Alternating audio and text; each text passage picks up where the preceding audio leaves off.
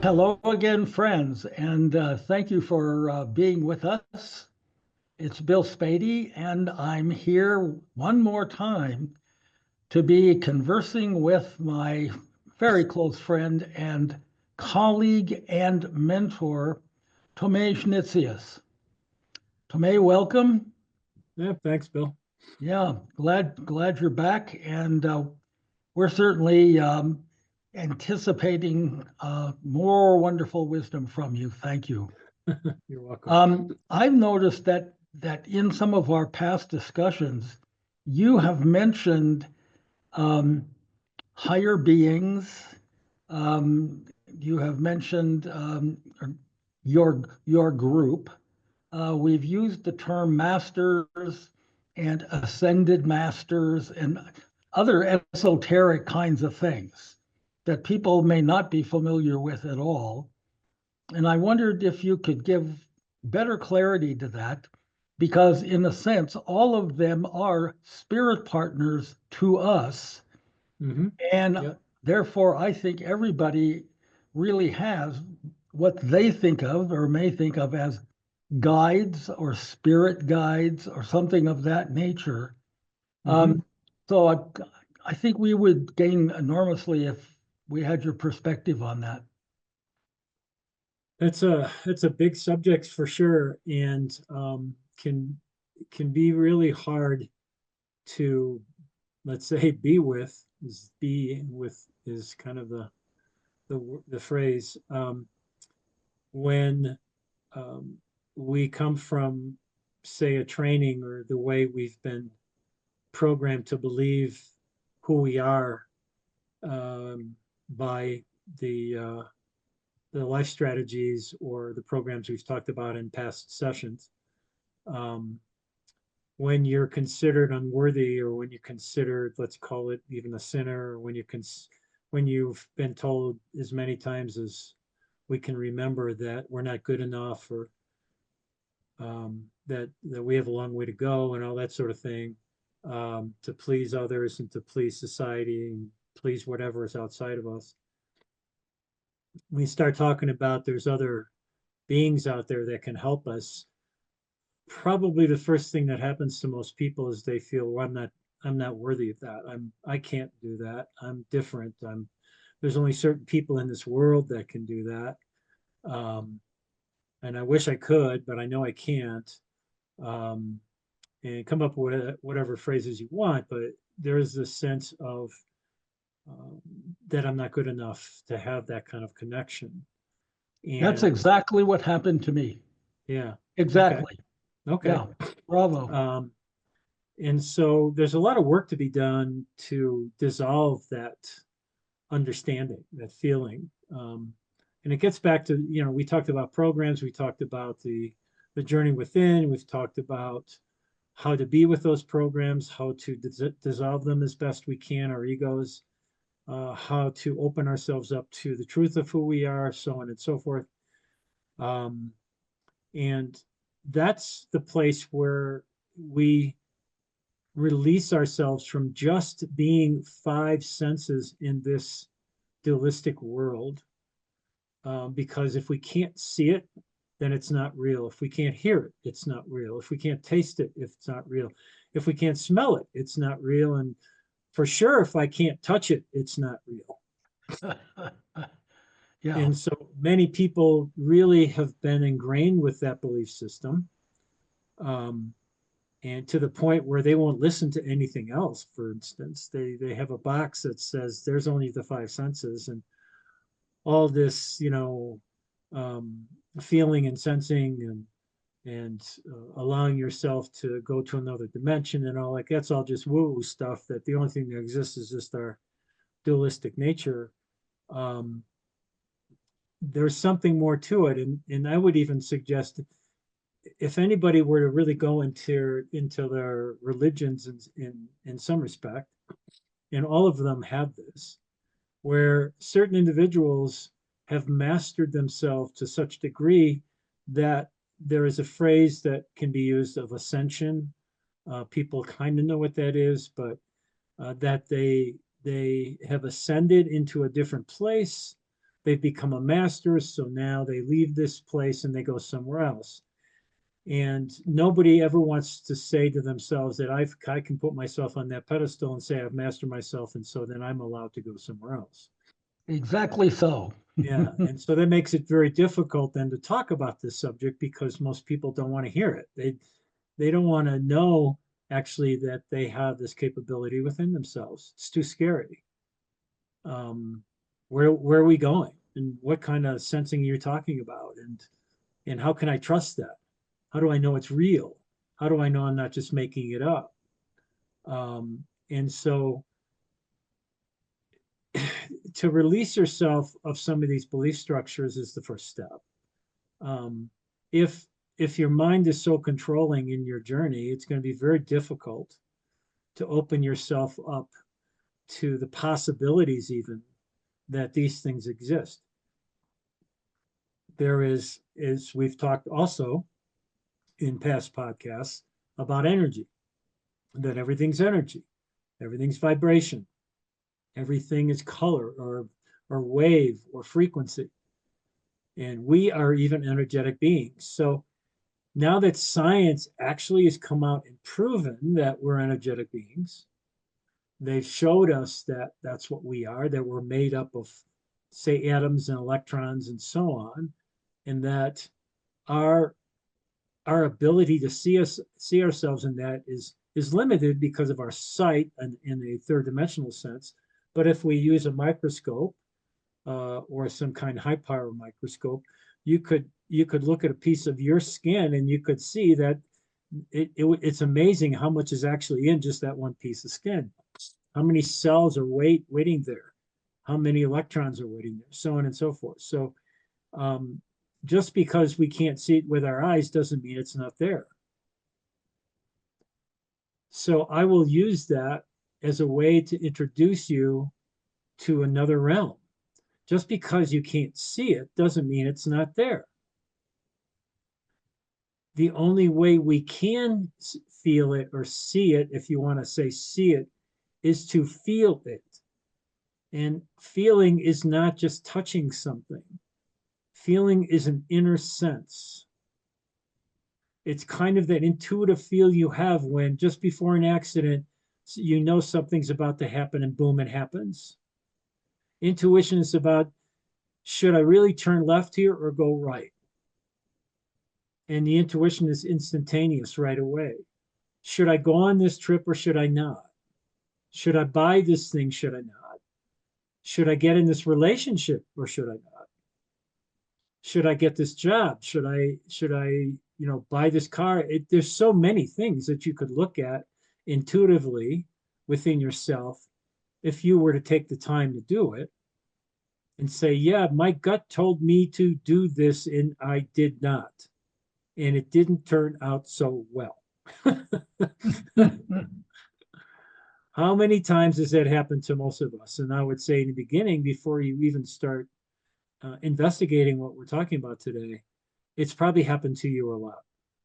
You've noticed that you were pulled maybe in one direction as soon as the choice was being made, but your mind said, oh, no, we got to stay in it this way. And you go the mind's way and it ends up not being so great. And so we want to be able to trust our intuition and sense for ourselves what we're hearing, which isn't the ears that are hearing. You're hearing a voice, but there's no sound. It's almost like a voice in your head. Is that your mind? No, not usually, because it's almost like it's something else talking to me, which is kind of weird. A feeling in your body, a tenseness, an energetic feeling.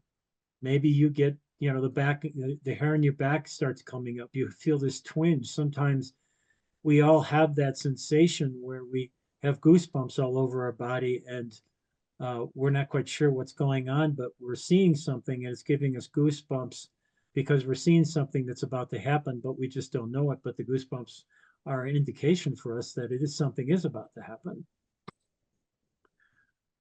So there's lots of indications of sensing, you might say, in this next realm but again, I'm going to go into another aspect of this, which might help people trust this a little bit more. And it's how many of you out there have lost a loved one and they seem to show up in the next 3 days somehow.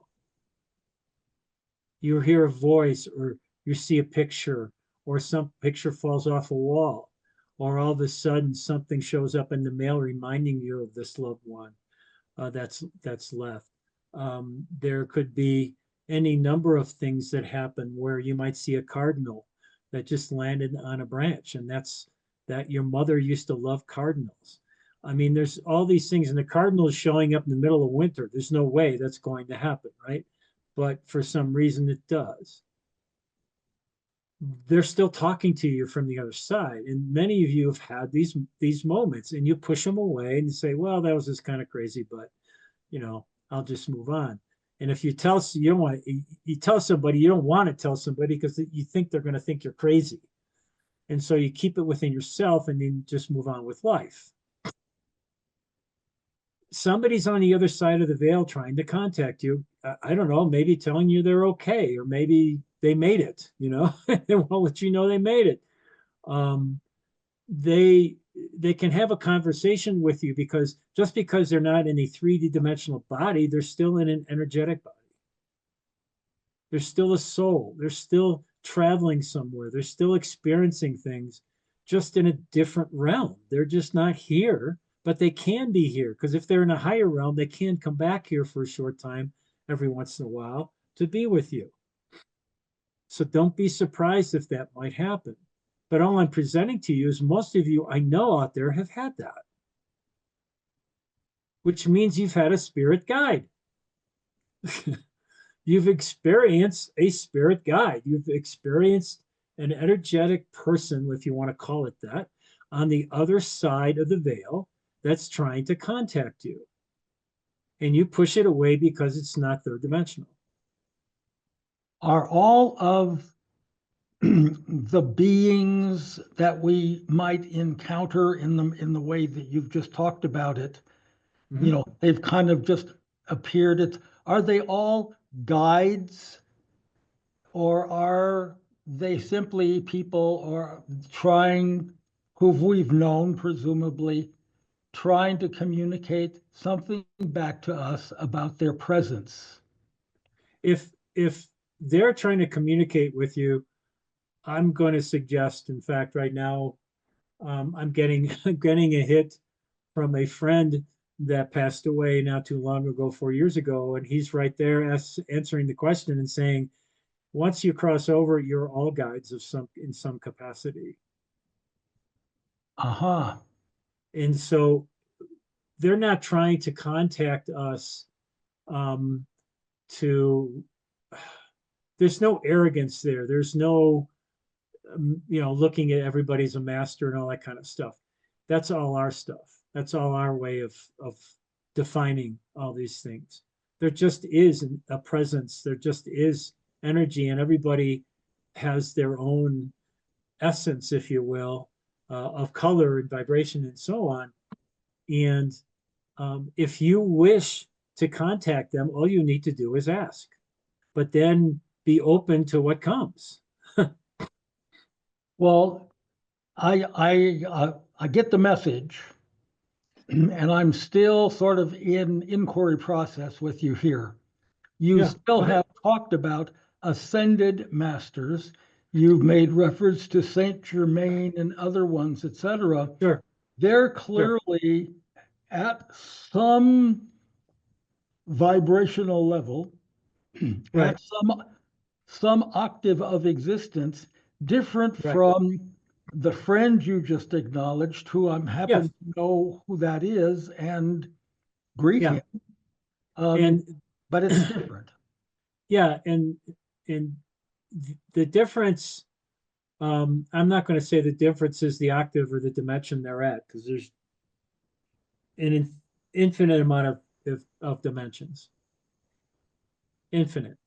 Just goes on and on.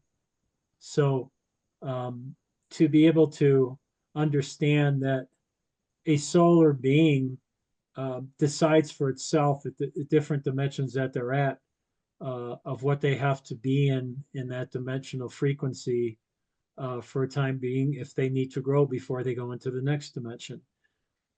Because everything has a sense of density going down, if you will. And so somebody in a fifth dimension, the density there is lower than the sixth. So to be able to get to the sixth, you wouldn't just pop in because it would destroy you. You have to take time to um, experience, say, some sixth dimensional frequencies in whatever way that is to prepare you to move on to the next dimension. So there's this kind of work you might say that you're doing, but it's not work, but you're just experiencing things in certain levels so that you can go into the next dimension up. And so if you can imagine the density we have on the earth, for me to be able to move into the next dimension up, I have to release all the density in my body, which we have talked about, which was, dying into yourself of all the ego and judgments and dualistic natures of your cellular structure and your bodily structure, and to die into yourself, which means you die into the body that you think you are, and you start welcoming in new experiences of higher frequencies to prepare you when you are going to finally cross over to be able to do so. Otherwise, your soul can't handle it. It's too much. And so there is that. It's not that you're not good enough or anything like that. It's just actually a beautiful, loving act to make sure that nothing is harmful to you as you continue to move up in a higher density than a lower density. So Is it equivalent of saying that if you're an athlete, you train your muscles and your body and your physiological system to handle more and more and more over time, such that eventually, over time, certain things feel routine, correct. which earlier you couldn't do at all. Okay. Right. Because you hadn't prepared the system for that experience. Right. So this is a question, the more we open to higher things and feel vibration and have these experiences, the more we're preparing ourselves, or we're laying a different level of ground level for Right. being able to go even higher than that. Correct. And to use the same example that you just gave, so if you go on TV and you watch any sport, let's just say football, because it seems to be a real popular thing right now. If you watch any of these athletes and you see some of the things they do, to us, they're almost impossible because we can't imagine, having that kind of talent. Well, that kind of talent isn't necessarily the only thing that's there. We don't see the amount of work they've put into having that talent. Yeah. And if you interview them, they sometimes are a little bit squeamish about answering some of these questions, like, how have you become so good? And they're a little bit shy, kind of like, well, what do you mean? It's normal for them to be doing what they're doing because it has become the norm. It has become routine. And yeah, there's happiness of winning the game, for instance, or making the catch and all that sort of thing. But yet, the ability to make the moves, to be able to function at a high level, to make the cuts, to get downfield or make the tackle or whatever it might be, has taken years and years of training that has finally come to the point where they can be a professional as opposed to just an amateur. In many of those interviews, they say, oh, the game is all, whether it's the game or the activity, as in ice skating, for example. Okay. Yeah. It's all mental. Yeah. It's 100% mental. So, yes, once you have trained, conditioned, etc., the body to be able to do all these extraordinary things, whether you can manifest it under certain It's conditions. yeah, It's mental. it's mental when you finally get to the point that you have the choice to do it. You've trained yourself. It's the same in the spiritual process. You've got all this knowledge. You can read all the books. You can go into the metaphysical schools, for instance, and find out all the intricacies of ascension and journey within and so on and so forth. And so you have all this knowledge. You've done all those things. And now you have a choice. What am I going to do with the knowledge? So if I built my body up to finally be a professional football player, now I have to make the choice to be it. And then I have to go act on it. And so in the spiritual journey, it's the same thing. You get all this knowledge, which is all the training and everything that you've done.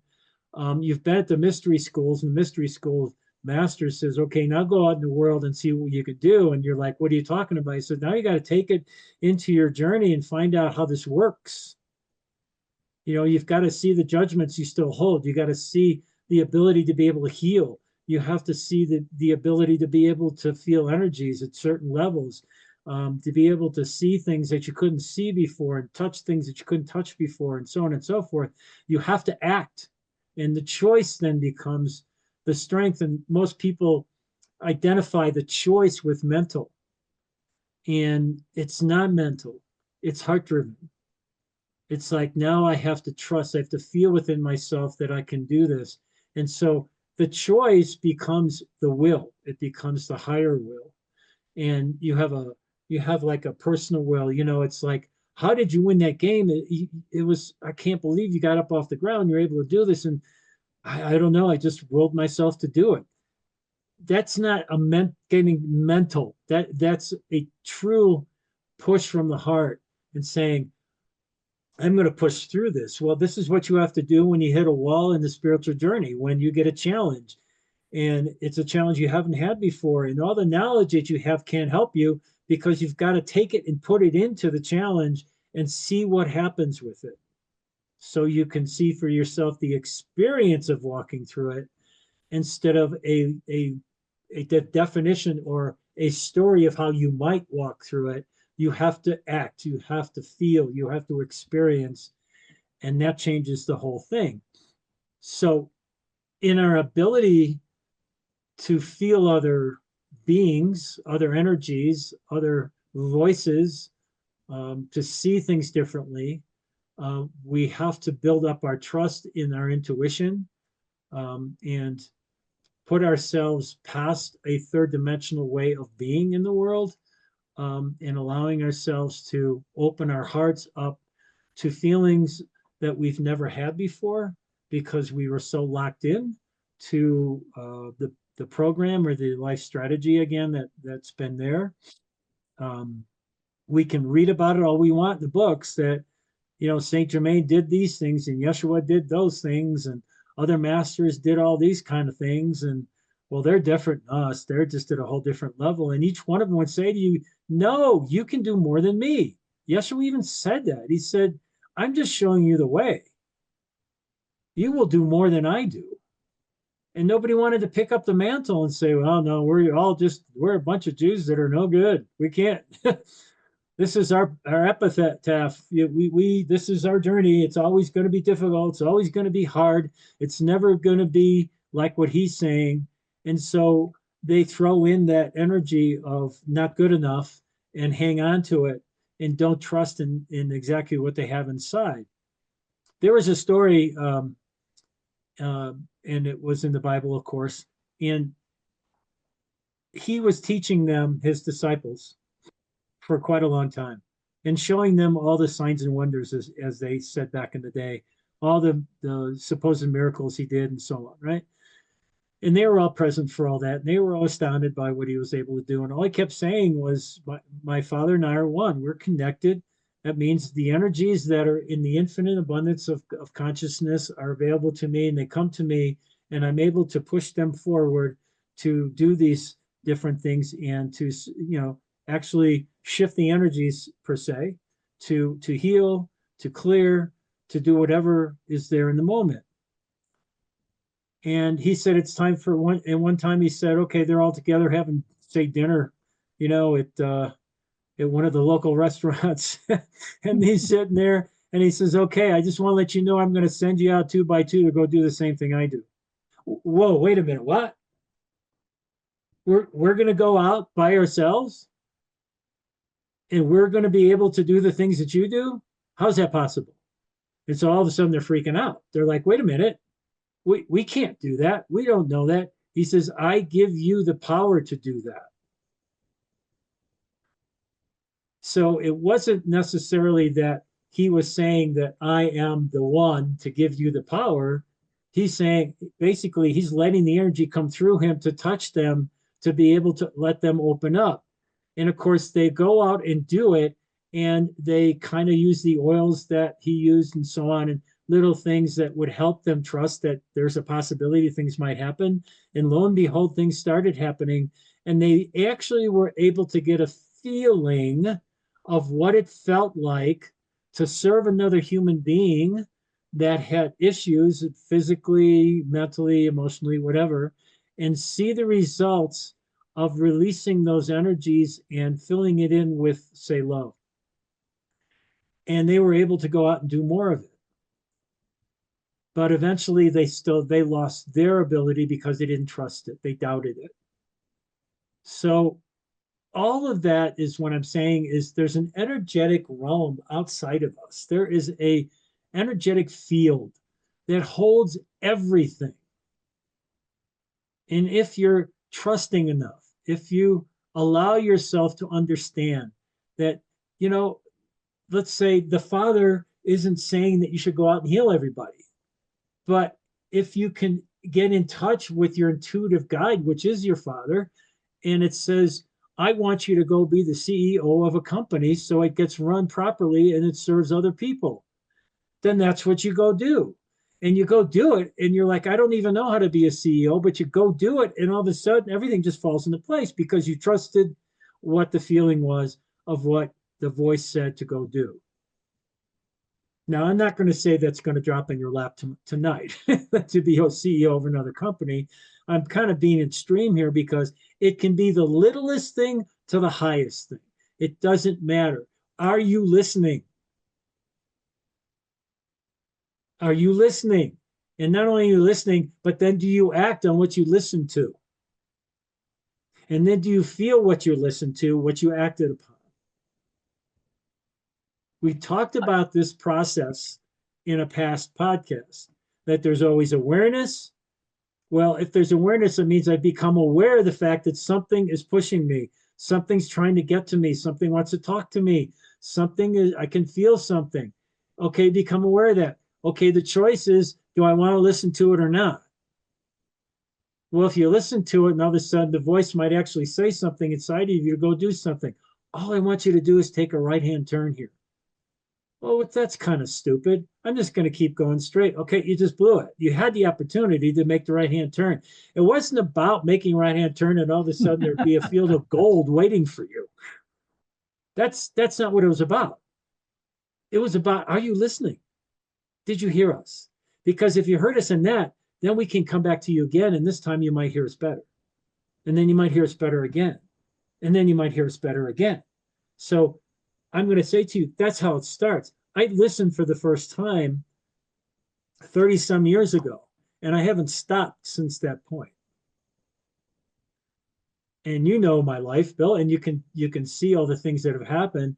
And it's not like, oh my God, he's a millionaire or anything like that. The point is that, the journey became the journey, and the journey introduced me to an incredible amount of people, people to serve, people to co-create with, people to understand things with, because I was listening to where to go, listening to what to do, listening to what choices could be made, listening. All of that was about listening, and I never doubted. After a certain point, there were doubts in the beginning, but after a certain point, I never doubted. I even made the comment once to somebody, I said, they're never wrong.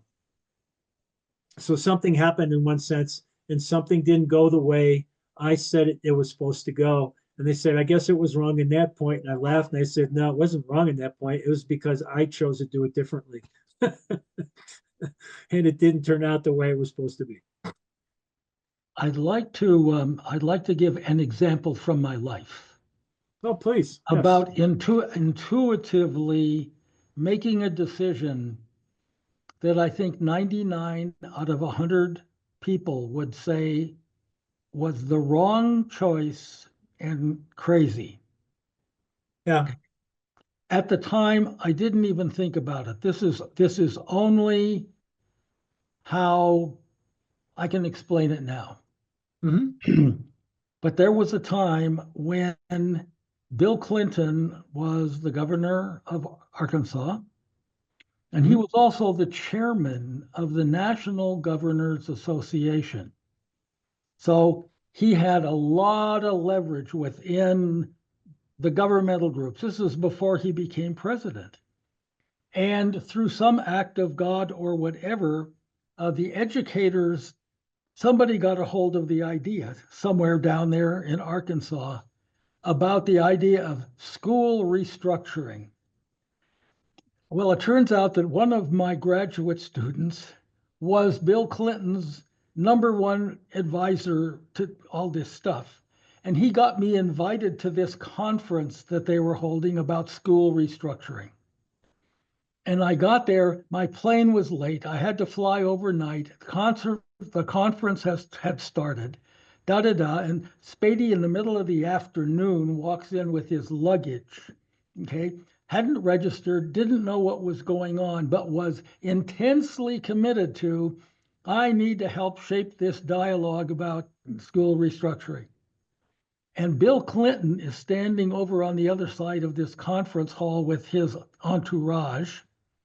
And you could see him saying, who's this guy? And I could almost sense them say, well, it's Spady and blah, blah, blah. And he shouts across the thing, hey, Spady, come and have dinner with us. What would you do? Spady said, no, I can't. Because I've got to get in here and see what these people are saying. Oh, come on, come have dinner with us. I am convinced in retrospect that if I had had dinner with him, I could have reshaped American education because he became president and we would have had an in-depth dialogue about issues, et cetera. And one could say I would have blown his mind. But guess what? If I had said yes, and if that had unfolded, I would never be here doing this work. I would never have actually engaged in the spiritual path I've been on, had the experiences I've had, the revelations I've had. There would be no thing called spirit partners and lots of other things that I've done. I would have Sure. never met you, on and Yeah. on and on and on and on and on, Yeah. because of that decision. And some part inside of me, okay, the non-political, okay, leveraging the influence thing, said, no, I've got to get in here and do this. Yeah. And we all have those moments that we can go back to see where we might have made the right decision because we had the feeling, or because we didn't Yes. make that decision, where Yes. it went, and when we made a different decision and went a different direction. There's nothing right or wrong to any of it, but we can see the journeys that played out because of the choices that we made. And we come to a place, if we listen to that voice, it's not a voice that comes down overhead and says, Tomei, this is what you should do. You know, it's like, no, it's an I've inner. actually had that voice a couple of times. Oh, that well, that would wasn't be it. scary, Yeah. especially if you're in bed sleeping at night and it's dark and all of a sudden it comes in.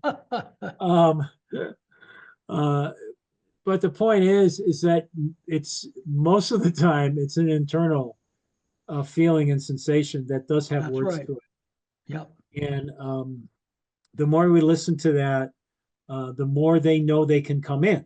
That's the whole point. That's what I was saying before. It's like once you start and you did listen the first time, they'll come back again. And then if you listen that time, they come back. And then you don't listen and you go over here. They're like, oh, he got stuck here. So it's almost like they have to bide their time before they come back in again and so on, because they don't want to harm you.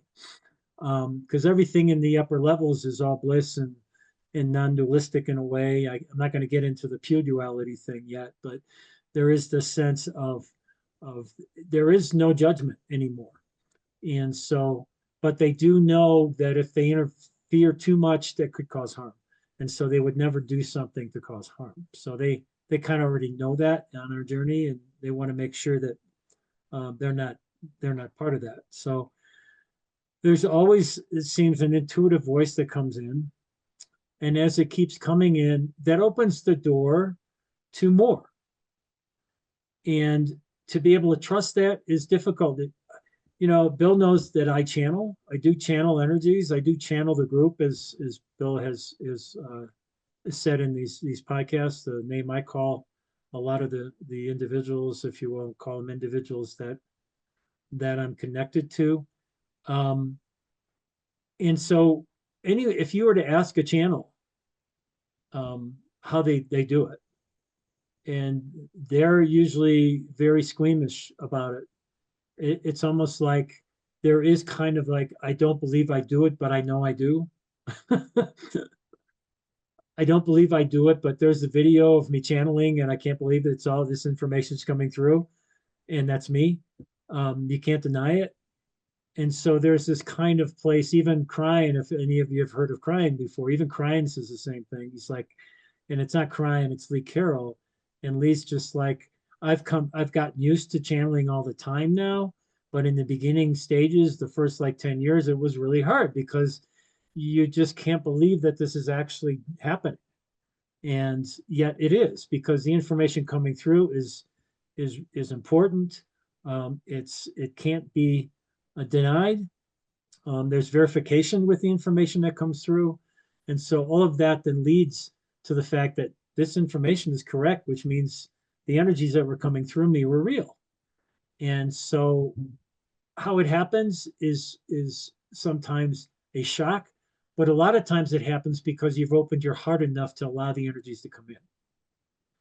So it's almost like that's a priority in some case, is that there has to be some kind of shift within us internally, within our heart space, to be able to allow the energies to come in and trust them. Because there's the energies coming in, and then some people would say you got to be careful of those energies because maybe they're not really truthful energies. Maybe they're controlling energies and so on. And I understand what they're saying, because I'll throw out a big word here. This could be a little scary and a big word, but they're called black magicians. And black magicians know about using energies, but they use them to harm others and to be able to control things in society and in the world. They know what they're doing. They're conscious of the energies they can use. And there's very many of them. And so I would suggest to you, though, if your heart is open sufficiently, and what I mean by that is just, even if it's open 10% compared to what it was before, they can't touch you. They can't harm you. You're just having your heart open that much is way past anything that they could ever handle. So they're out there, though, and they have great followings, and there's tons of people that believe all the things they have to say and all the things they have to do, and they take them down a road of being controlled and so on. So all they're doing is they've just found the opposite. They found a way to use lower frequencies energies to be able to control and to manipulate and to harm. And all we know is at some point they're going to have to pay for that, because, and pay for it is not a judgment. It is just, as Yeshua said, whatever you give out, you get back. Simple rule. Whatever energies you push out and project out to the universe and to others, you will get back, and sometimes tenfold. So then it's up to each one of us as an individual soul to work on ourselves to make sure that when we are walking around, that we're doing the best we can to come from our hearts. And that's constant. That's not just, I'll do it every once in a while. It's like, the words I speak right now, they're from my heart. The actions I take right now, they're from my heart. uh, the thoughts I even think, are they from my heart? And so I got to be careful with myself on a daily basis, on a moment to moment basis, to be as present as I possibly can. If I'm present as I possibly can and my heart is working in that capacity, then there's other things that are here to support me. There's other energies and other beings and other voices that can come in and say, you know, we're here to help you because you are being authentic. You are being heart driven. And so now we're going to come and assist you. And they might give you a name. In the beginning, I could feel these things and I'd ask, well, who are you? And they said, you'll find out soon enough. And so there was this like period of time where I could feel the energies coming and assisting me, but they didn't tell me who they were. And eventually I kind of found out on my own, just because I would maybe feel a purple energy, or I would feel a sense that was more from the heart than from a different vortex in my body. And it would line up with some of the, say, ascended masters or some of the archangels, or other beings that have been on the planet before, and from other star systems and so on and so forth. This gets really, it mushrooms out as you keep opening up more and more. So again, that's a lot. And I'm going to say it right to everybody again. You all have the same ability. There's nobody that has anything more than you. You all have the same ability. And why not use it? Why not allow yourselves to really find your heart and to grow into the authentic human being that you came here to be? And why not have assistance to do it? Why I not? think there is a culturally based answer. We There have always been is, isn't there, Bill? no, we have been so conditioned Yeah. Oh, yeah, absolutely. to have beings like Yeshua on pedestals, Yeah. on the highest of Yeah. highest pedestals. Okay, that when we talk about unity of all things, well, that's not because it's up there on such a pedestal that it can't possibly touch or reach us or have significance in our lives. We have to pray to it Yeah. rather than talk to it or trust it or whatever. Hmm. Because when I had experiences without any detail that really suggested, oh my God, the incredible capacity within me to open up and connect with those things, I said, I mean, my own reaction was, I don't deserve it. Who am Right. I? Yes. Who am I to be connected? Okay. Yeah. These, Yeah. how would such a being want to pay any attention to Yeah. this Spady guy, etc.? Yeah. Okay. And it's because we have mentally put them on pedestals. Yes. Yeah. And people Yep. who have psychic abilities Hmm. can routinely Yeah. talk to them and communicate with them Yeah. because they're carrying a different paradigm. Yeah. It is the energetic, vibrancy paradigm that they're carrying rather than the physical separation paradigm, I Hmm. think. All right. Well, yeah, and they've grown in their psychic abilities. Some kids are born that way, of course, we know. Um, Very few, of course, but some are. And Yes. if they have the right parents and the parents allow them to enhance that ability, then they become some great seers, you might say. Um, but if the parents say, you're just being crazy, Johnny, just go out play baseball or something like that, then they get judged, and they don't want to continue having their special friend, is what usually they call them, Yeah, right. to be with. Um, and yet we all have special friends to be with, and we just haven't asked our special friends to be with us. Um, One of the things that I think, I shouldn't say I think, but I know is really important in what we're talking about here, especially out there, because there are so many supposed psychics, and there's so many supposed channelers, and there's so many supposed people who are on YouTube now and giving people information and making money off them and so on and so forth. So um, I'm not judging any of them in this point. But one of the things that Yeshua said, um, and is really, really important, is when you pray, pray in your own house without anybody seeing you. When you are helping somebody, don't let your left hand know what your right hand's doing. In other words, do it within yourself. You don't need to send that message out to say, hey, look at me and what I'm doing for somebody else. When you are down and out and something happens to you and you're like, if there is something out there, please help me. Do you not think that the Father already knows what it is that you're looking for? Because the feeling you've just projected out into the universe, into the consciousness, has already been felt. And know that the answer is coming. People don't know that, however. They think the reference group is the physical public or their close friends, etc. And they haven't established, I think, the connection or the trust. Right. And so the connection can exist differently. And this is true for most people. But what I'm suggesting today in this podcast is that it's not that you don't need them, because needs is not quite the word.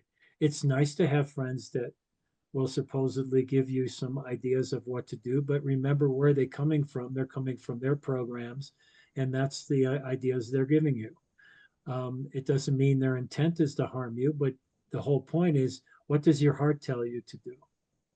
And instead of listening to what's outside of you, as far as anybody, even in your dynamic family, who is trying to tell you how to do things.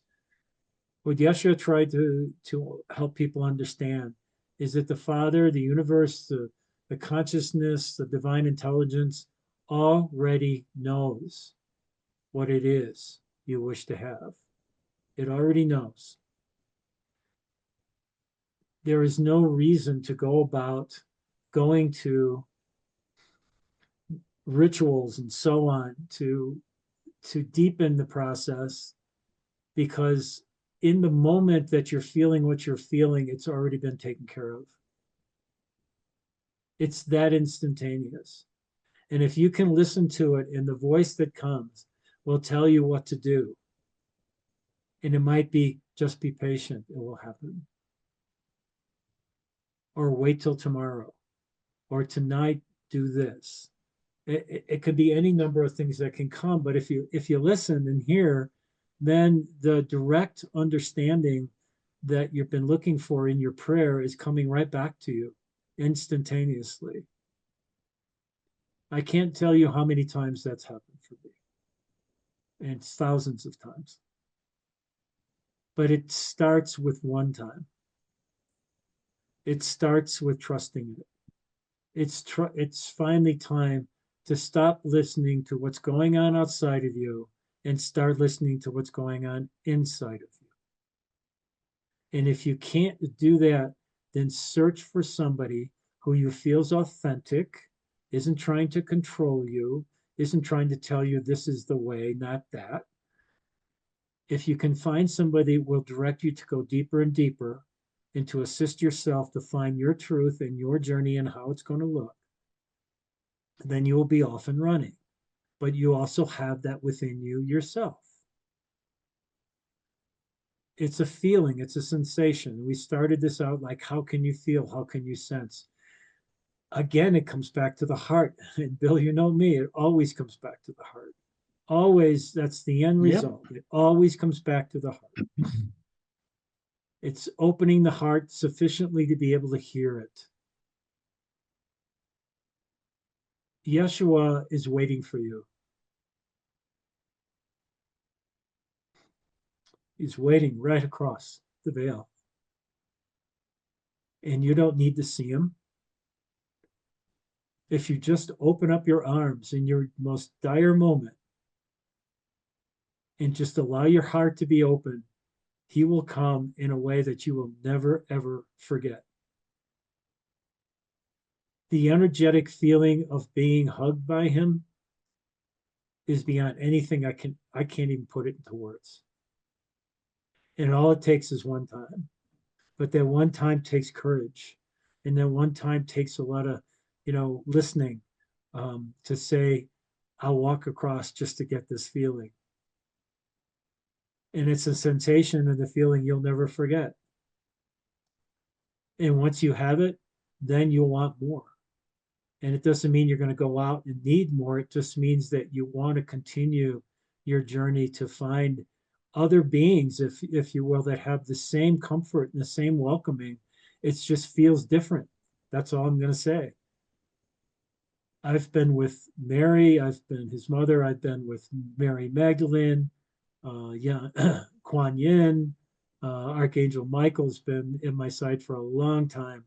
There's a certain quality of energy, frequency, and it's so minutely different, just a hair different. I know exactly who's with me in this moment and who isn't. It's that uncanny. It's amazing. And I have grown in my own journey to trust it, to trust that that's what I'm feeling. And as we've done other work together, Bill, in certain capacities, you know that the feeling I have is pretty astute, because we brought you back from the situation you were in that one time. That's right. Without that feeling of knowing what my guides are telling me, and then seeing and feeling what you were doing at the time, that was instantaneous. It was like it happened Right. I got it. instantaneously. And because of that, we also provided a healing for you when you had your first stroke in the hospital. Incredible. And you asked for it. It wasn't that we gave it to you. You said, can we do this? You asked me on the phone, and I said, I'll be there tomorrow and we will do this. And we did. And all I performed was in openness. I allowed the energies to come through for you to be able to manifest in yourself. But as Yeshua said to some of the ones that he did heal, he said, your faith has cured you. You are healed because of your faith, not because some, who knows razzmatazz and sage and colors and crystals and all this stuff. It had nothing to do with it. It had to do with the trust in your heart and the faith you had in who you were and what was coming. That's what healed you. Let me explain that I was hit by a snowboarder while skiing and fell down the mountain backwards and banged my head so hard. I had a helmet on, but so hard that I couldn't believe that I hadn't gone unconscious. And in about 12 hours later, the effects of that hit me, and a small stroke had ensued. And I had to be hospitalized, et cetera, et cetera. And Tomei came to me, and we somehow discussed the issue of healing. And I just was completely and totally open to it. Yes, it's like I had total confidence that what you were going to do was going to work. And I've attributed that to you. well, no, it's not. Okay, but 3D Spady, Yeah. 3D Spady attributed that to you. And you have since done a mid-course correction for me and helped me see that's not what was going on. Yeah. But within a week, all signs of the stroke were gone. Yeah. They didn't believe it, so they sent me to another rehab center for a week.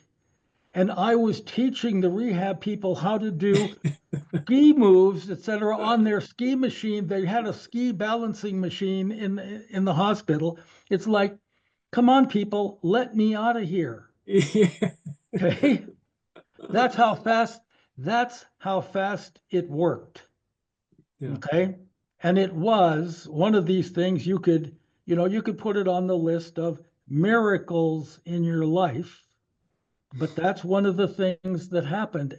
Absolutely tangible, absolutely for real. Yeah. Yeah. And so all that was due to your faith, all that was due to your trust, um, and also the resulting aspects of it were gratitude. And gratitude came in being able to help others on the ski machine, or understand that there's more to this that I can start bringing into my body and into my understandings and into my uh, light body and so on. And you kept going, and so each one of us has that same capacity. As you know, through some of my accidents and stuff, they asked me to teach that, and so that was something that I was honored to do, and did share with others the processes and how to look at things and how to be with things and so on. But and that's all fine and well. It doesn't mean you teach healing. What you're teaching is people to go deeper into the faith and trust of what they have inside. That's really the teaching, if you will. The other stuff just comes along with it. Um, and so, boy, it's a profound faith. It's a profound trust. This isn't like, well, yeah, I got faith in God, that sort of thing. No, yeah, but He let me down here and He let me down there. Well, then you have a profound trust in God. You just trust when things turn out okay. That's If I may add this and bring this session to a close here sure. with this experience, Yeah. let's just pretend that I don't know who I'm talking to. Hmm. I attribute it to my quote spirit partners, but it may in fact be to God, Hmm. who may be the biggest spirit partner of all Hmm. right? But it is that I have learned through these decades of work, okay, to trust, and the trust unfolds anywhere from that voice shouting at you, okay, which has happened 2 or 3 times, Yeah. to the most subtle whisper you can imagine, Yeah. okay, to nothing but a silent feeling, which is what you're talking about, that it is just a sensing. Oh my Hmm. gosh, something is going on here. Yeah. Something wants my attention. Something is opening up some capacity in me that isn't yet open. I mean, I can Hmm. feel those just waves of tingling. I mean, this happens in all kinds of different ways. Yes. My message to our audience is just be open to whatever might happen in this Yeah. regard. It isn't weird. You're not weird. Yeah. Okay. You're not wrong. You'll learn from it. You'll benefit Yeah. from it. And my word is going to be trust it. Yeah. Trust that it will work. Yeah. Yeah. To feed off of what you just said, the most important thing I would say that you just said was to be open. Um, that's the journey of a master, to be open to all things without judgment. Once I'm open to all things, then I'm not surprised that all of a sudden this prayer has been answered and it's taken 2 years, but here it is all the same. I'm not surprised that just touching this person has given them a feeling of want and welcoming and comfort, and now they straighten up, their body instead of slouching, and they walk around differently from now on.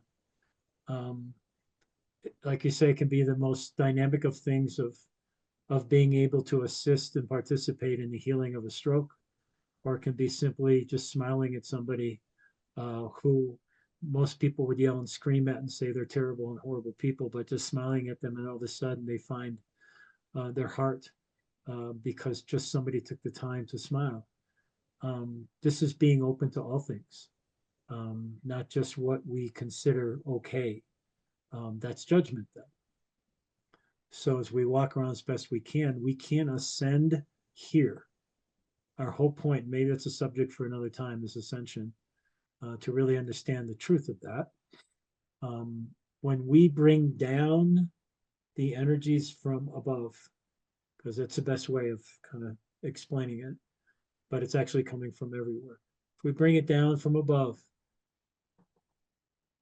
and it's truth, and it's unique for each soul, it's an energy of balance, neutrality, non-judgment, gratitude, compassion, all the great qualities that a master might have is in their walk. When we bring that down here, we are bringing the veil here. We're bringing that energetic, dynamic dimension here, as opposed to saying, well, we have to go up there to ascend to it. Our whole purpose is to bring it here, is to change the world that we live in into a higher frequency world. The earth is doing it, and this is maybe another subject. We talked about the shift for a little bit. The magnetics of the planet is changed. It's changing dynamically as we speak. And because it's changing, we have to change, because the magnetics of the planet are geared into our brains and our bodies magnetically as well. If we do not, then we will not be in balance. That looks a whole kinds of different ways when we're not in balance.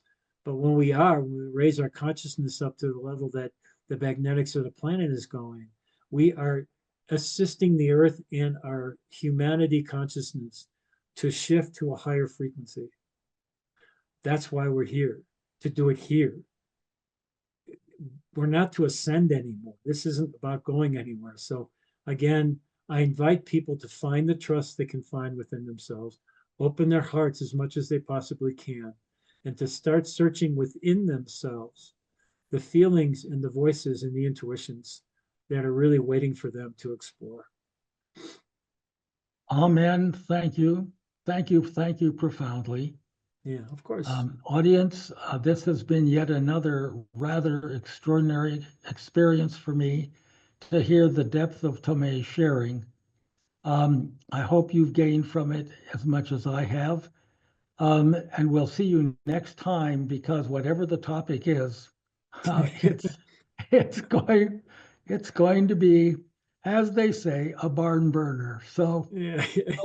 we'll see you next time, and thank you.